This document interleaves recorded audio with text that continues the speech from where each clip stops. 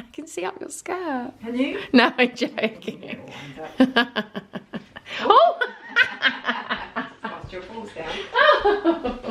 Hello honeys! Welcome back to my YouTube channel. If you're just joining me now, then my name's Imogen and this is my beautiful mum, Mimi! Hi guys! It's been ages, This is my mum. We call her Dee. Her name is Deanna, D-E-A-N-N-A. Also, Hans, if you are new here, then basically hit my subscribe button, smash that like button because we're going to get into Storytime Sunday now. If you are new here, then you'll want to join the most loving family on set because I genuinely believe we have it. And also we have the person that speaks the fastest because I don't even... It's alright. Rewind. We have actually filmed this story time already. Mum's just sipping on her Starbucks. Am I not supposed to? You can do what you want. You're my mum, you can do what you want. But basically, we filmed this and then I broke my laptop. Actually, I didn't. My dog broke my laptop, but that's another story. So that is why we missed Storytime Sunday last week, but we are back with Storytime Sunday. Also, I really want to do girl advice with mum. I want to do like hotline with mum. I've got so much of it. So much How sad! I can't cope. Also, I just wanted to say I do these videos and these story times because I want to share my stories with you because I feel like I have a platform where I can share things with you and I want to let you all know that we all fight battles every single day and that you are not alone. I'm going to leave helplines in the description box and any charities that I'm also donating all of my AdSense that I make from these videos straight over to those charities. So I just want you to know that I make these videos because I want to share stories so that you all understand that everyone fights something, don't they? Definitely. Everyone goes through a battle. I feel like we always think that when we're going through something, it's just you. And everyone's got a story. Everyone's got a story. Exactly. Just our family seem to have a lot. Have you ever write books? We could write books. We could. Don't you think we've got a lot of stories? Like Dad's got a lot, you've got a lot. Yeah, but I think that makes you a more interesting person. Yeah. I think people find you more like, oh wow, they've got something to talk about. Yeah, and there's true. something where you're more of a, I don't know, Someone who you can relate to. Yeah, and I think it makes you, some of those things that, that we go through that don't actually eventually break us, which hopefully they don't, they just make you the person you are today. And some of the experiences I had growing up, I would never actually say I would want them to not happen in some ways, because I think it's made me who I am today, and that I care for others, I look out for others. You really empathise with people. Yeah, so I think in some ways we have that as a lesson to learn in life to help us be a better person. So yeah, I think that, like everything you've gone through growing up, that I know what you've gone through, looking at the person you are today, I don't know if you would be the same person. You farted. You farted. I laughed when I did the same time. Your little face, that picture. Mum, you're horrible. Sorry. It's really funny. My face! I don't know. What do you mean? Which one? The top of the bottom? The bottom one looks like you're coming out. It's like, hey!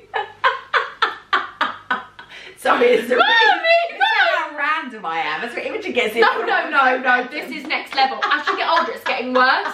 My mum has got a butterfly brain. I can't talk to her for 10 seconds. I lose her. In Starbucks, I was trying to tell her a story and she's looking over other people. She's like, there's people are staring at us. And I'm like, Mum, let's just talk about this. Let's have a chat. Well, she can talk. This is next level. Anyway, let's get in with Storytime Sunday. I can't go. You look at your little face at that picture. It's because it's at the front of the camera. You look bigger when you're at the front. Look, you look tiny. Now comes the front. No, you've got pea-sized head anyway. I've got a massive head. I've got Dad's head. Am I orange? Well, I'm pale, so we can go orange and pale. Anyway, Mum, we're doing a serious story time, like fix up, look sharp. Anyway, so I've got Mum on my channel today because I wanted to get Mum's perspective of all of my bullying story time. So I basically told them, I mean, I know you've watched the videos, but I've already told them all about the tennis court bullying story. I've told them all about, from start to finish, the running, the sports day. Yes, I've told them everything. Church.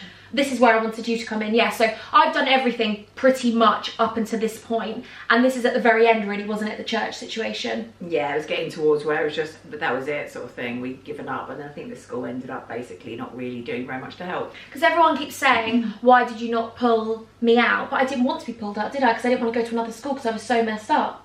Yeah, but then sometimes when you pull people out, like we had to do with, our son at one point, it ends up being that the sort of bullies or that sort of behaviour, no one ever learns from it. And I think sometimes one thing I learned about the private sector or anything where it's like an independent school, they really don't want to deal with the day-to-day bullying issues. Whereas in the state system, it's a very, very hard thing to deal with because there's so much red tape and difficulties around it. And the child who's doing it, it's all the sort of, they didn't do this. And there's all that sort of, debating whether it really went on and what defines bullying. That's another story, because the bullying is, when does it start, how early does it start in life, do people still do it and think it's not bullying, it's just a bit of a banter? We use everything as banter, but sometimes constant bantering, constant putting someone down or saying the same sort of thing to someone is a form of bullying. It's a form of intimidation. It happens everywhere, in the office, at home. You can be in a relationship where you're being bullied, you can be in a friendship, a woman, just for being a mother that goes back to work. And as women, sometimes we do it to ourselves. We sometimes allow ourselves to be treated that way. And I think the thing with the school was, they just didn't want to admit it, did they? They didn't, because it was a private sector. It was like, you're having a slur on our business, so it's seen as a business because it's making money. And so when you're using that B word, the bullying word, then suddenly you're slurring that massively good school that's got all this, and they have to actually admit they have problems at the school. And I found also that the less money you had, like we didn't have the money, the more you were sort of pushed aside because you weren't important. Because for us, we weren't going to give all this money towards a school, but to the rich families whose children were doing it because their parents encouraged that type of behaviour to sort of knock you out sort of thing. We don't care, keep doing it to her because it gets rid of the competition. Then it was almost really like encouraged. It was almost like, well, they got more money, so really you're irrelevant. Do you know what's really sad though? I've actually had people contact me and say that they know which school I went to because it's still happening now. Oh, it's ridiculous. It's just, I could get on my soapbox about so many things. It's awful. And mum and dad fought, which is coming later on, regarding like how it sort of ended. But I wanted you to talk about kind of your side of it and how horrible it was for you maybe as a parent to watch that and have to fight and have to think, because I don't really remember it. I remember being bullied, but I don't remember having you go through it because you were working full-time. You're a full-time working mum. So oh, well, it was just difficult because you had meetings at the school and you just felt as if every meeting you were having with people was like, it was patronising, it was intimidating, and you felt like you were being bullied yourself. I'm a professional woman, and I've been to many meetings and had to deal and stand up against many people who can be quite intimidating. But it was really quite intimidating. We took someone that knew us. It was frustrating. They tried to make you feel like you were lying. Yeah, and it was frustrating because also they just sort of twisted everything for their own good, to sort of hide it under the carpet. They never actually, one thing I did notice through any bullying through when, other children of my family have had it, is that it's almost like, well, you need to go because we can't resolve the problem. Yeah. So then you become the one, or one of the ones I loved them saying was, I thought was a classic, was, oh, actually, you've got to see how the child feels, because they're going through a terrible time at home. But I was going through a terrible time at home growing up as a child. And we all have, you've had your moments where it's been difficult. But it does not, and one of my things was I used to say to them was, it does not allow for this type of behaviour. And as society, you need to eradicate it. Just because something happens to you as a child and you're bullied or you're intimidated and you're abused, it doesn't mean you have the right to go and abuse again, to do it to your own children or to other people's. And if they are seeing that in a child and the child is bullying because maybe they're going through something, wouldn't they then get help for that child? Yeah. I think the biggest frustration for me was the way that the parents, and I had several little meetings with one particular one who was religious, and I basically was quite blunt and said, I really don't think you should go to church, because for me it's hypocrisy, because it's all about being a moral person. However you are, it's about being a good person. We're put on this earth to look out for others. Obviously look out for yourself, of course, but to actually give to others and be here, that's what we come here for, to help others and be, a good person.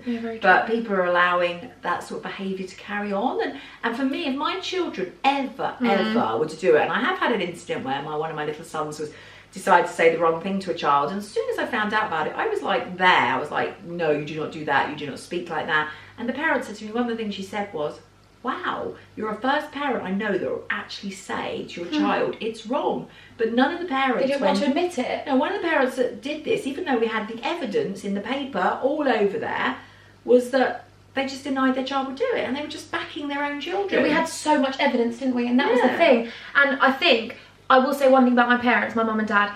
I've made mistakes in my past. Obviously, I'm a human. No, I'm joking. Absolutely loads. You've made a mistake. I was one of them. Never. I was one of them. Shut up. But you and Dad have always been my biggest supporters, but you are also the person that turns around and says, you're doing this wrong. You're doing this wrong. And they reprimand me for it. And they say, because that's the only way you're going to grow. And as a parent, they want to then say to you, Imogen, you made this mistake. We're going to help you grow from it.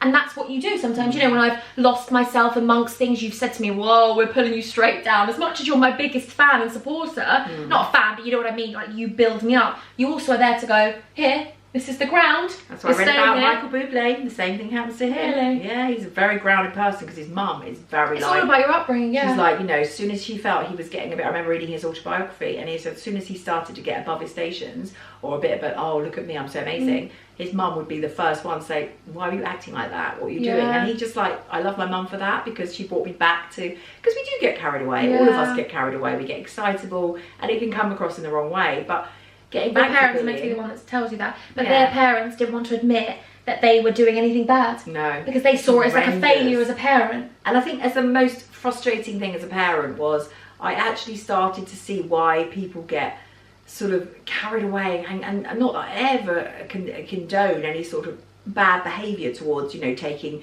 like, what's the word? Being violent? Yeah, or no, I was just thinking of I hate that when you've got the words. Yeah, because I can see it on the edge of my tongue, and it's like, when you're retaliating or rebelling against something, or you feel it's an injustice, the first thing you want to do is go, I want to go crazy at the school, I want to do all these things, I've got all these feelings I feel, but actually it won't resolve it. But you have so much frustration inside you when you feel it's an injustice. You know, and you get why people... I do remember you crying a lot about it. Constantly. And today even makes me feel now that those people never really learned, and no one ever came to sort of book about it.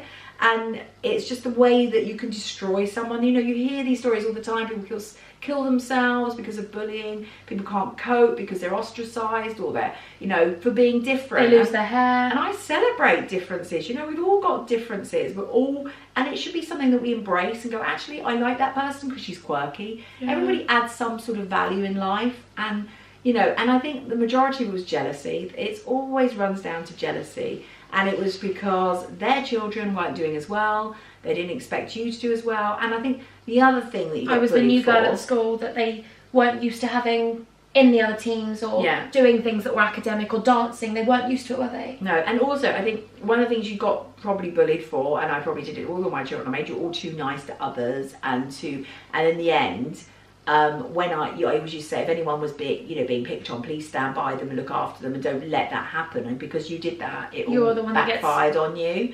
So because I'm a believer in, you know, making your children stand out and actually go, you know, no, I'm not going to put up with this, and, you know, this isn't good behaviour, this is something I don't want to tolerate, and it's not fair.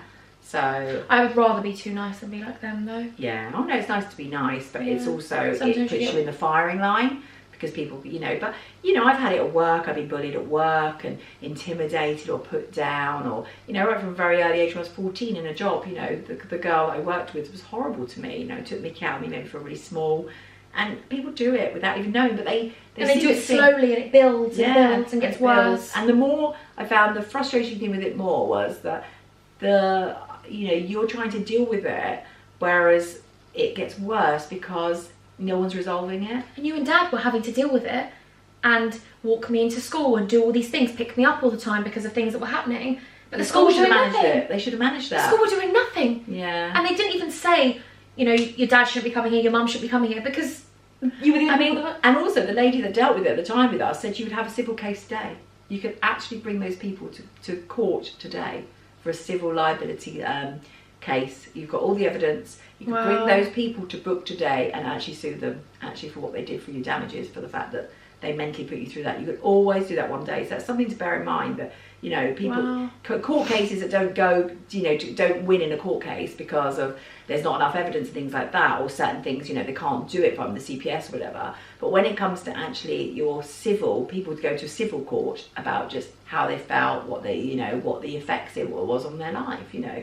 And there's lots of people that still do that today, you know. And you witnessed so much of it, but they still did nothing. No. Like, they could say that I was a young kid making things up or whatever, but my mum and dad witnessed so much, and they wouldn't even take your account. No. Like the church, mum in church witnessed people. That was horrendous. In church. Horrendous. And the teacher accused me of being the intimidating one. I was like, I'm trying to tell you, these children are behaving disgustingly. We're swearing over at me when we're in the house of God, and there they are looking over, pointing at her, calling her all names, and the teacher turned around and called me a liar in front of my mum. And then she tried to accuse me of assaulting her because I tapped her arm like, excuse me, and she used that against me. It was like it was something that you couldn't write. Yeah, you couldn't even stand up for me because they would then switch it on you and twist it, wouldn't they? Yeah, they would twist everything. And they said, well, the teacher said this about you. And it was like, this is becoming ridiculous. It was like a conspiracy theory, as if they were all in it together. Yeah. It was weird. But then I had loads of things with that particular school where lots of things had covered up. Lots of things were done with teachers where they weren't following the same protocol. Or teachers being paid to get grades for people. Which is very common in lots of very expensive schools. I mean, very much in different countries as well. But you're so good at talking. You are. Sorry, we got cut off because we recorded material. We're back again. Hey. We're back. We just had a commercial break there. Back in live in the room. 5, 4, 3, 2, and we're live. Take it. We're so That's what I always say. I've just come from work actually in my work attire, my black. You look good. My news. It's not that. It's nothing. No, I know. Don't because you make it a hole. Sorry. Make it a hole there. I've got hair all over me. I'm really glad that you came on here, Mum. Yeah, I'm. Did you want to say anything else? I just there's lots of issues that are really close to my heart, and obviously bullying is one of them. And I just think that we really need to get out there, and we talk about it a lot. It comes around in things, and now they're doing this suicide minister we've got. You know, those things are caused as well from sort of bullying. So I just think that people should make a stand more, and there should be much more said. And if you are ever bullied, or you're going through it, or as a parent or a carer or whatever you are looking after a child that's going through this, remember that, you know, it will, one day there'll be justice, and one day there'll be, you know, a proper process to deal with it, to nip it in the bud. Because I think when people don't deal with things properly, it just gets worse. It gets worse. You have to speak out, don't you? Because there are outlets and there are ways to speak up and talk about it, because I think what most people do is suffer in silence. In toxic relationships, in abusive friendships, abusive relationships, you stay because you think that's all you know, and you're scared of change. And those children that, you know, go through bullying on a regular basis, and for a parent, please speak out. You know, and there are charities, there's Childline, there's what's the other children's charity, the Stop charity, gosh, they're part of the Childline. Anti-bullying? No, the little green charity. That NSPCA? Yeah, NSPC. Yeah, it's NSPC. NSPCC, I think is the... Which one's the lesson talk one? I did that at church when I was younger. I said it was the NSPCA. I think the priest did it. I was like, no, it's the NSPCC. Yeah, National Protection of Child, whatever, cruelty. So, you know, if you're a child, you know, you've got children you know of or people you know of, please don't be silent. Please do something, because, you know, it's just sad to see these things happening all around us all the time. And also, I spoke to a nurse recently, and she said that the rise of young people under 13 committing suicide and self-harm, it's risen, and it keeps rising. I know. And that is something that we need to target, because you don't really understand when you're young what you're going through. It's all these emotions and all these feelings, especially with social media and all these things that and ways that people can bully you from. And they can kind of do it without even having a face now. You know, I get it every day. I get trolls sending me things every day with no face, and you think, who are these people, these keyboard warriors that sit behind these things? But what I will say is, if you suffer and you think that that emotion isn't right, unfortunately it leads people to do things where they don't even really understand what they're doing. And some people, it's a cry for help, and they end up losing their life. I know, it's ridiculous. But just talk and talk. Don't ever feel alone. There's always someone to talk to. There's Samaritans. There's some really good charities out there.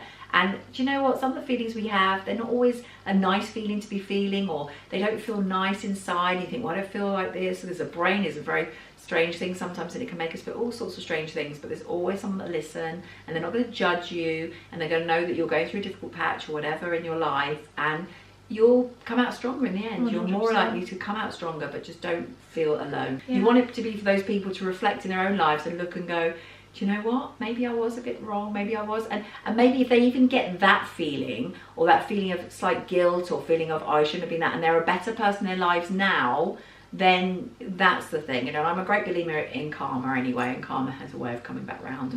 So that's why it's important to be good and kind to others when you walk through this life. So. And eventually, no matter how dark it seems at times, you can find positives from every negative situation. There's always a light. And I think sometimes we're given these challenges, or these, like we talked about at the beginning, or these crosses to bear, you know, the expression goes, and things that throw us sometimes into such a difficult state in life, but there's always a little light there that goes, do you know what, you had that for a reason, things were meant for a reason.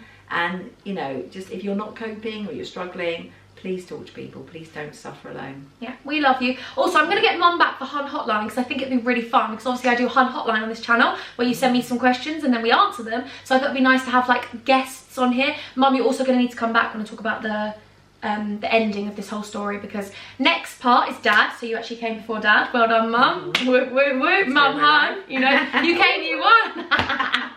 So then I'll have Dad on the next video, and then I'll have Mum and Dad's accounts of sort of how it got rounded up and the ending of it all, blah, blah, blah. So I will see you next Sunday for Storytime Sunday. I'll also see you on Tuesday for my new video. And I also have a surprise video on Monday. So I'll see you on Monday. Oh my God, we've got 3 videos next week. Mum, get excited. I'm excited. Woo, and I'm going on holiday. Oh my God. Ask her for clothes to borrow. Okay. That's why you came round really, Mum. You're a snidey. Want to do the song game? Do you know any words to any songs recently, Mama? I've got one. Which one? Can't tell her. Do you know the words? Our words? Some of it. Just that line. Okay, let's do that. Okay, we are going to do the song game. If you are new here, then basically please hit the subscribe button, hit that like button. I'd be really grateful. I think we have the most loving family on the internet, including my family. So get involved, smash that like button, smash that subscribe button. But if you are new here, then basically I play a song game where you just gotta guess the song. You gotta get it, girls. You gotta get it, and boys, and anyone out there. Just Huns. All Huns. They after the McDonald's ad. Does he? I can get them. Try the rich and creamy Swiss snack with Emmental cheese slice. Only here until the 23rd. I think it's a Swiss one. I was the one after. It is.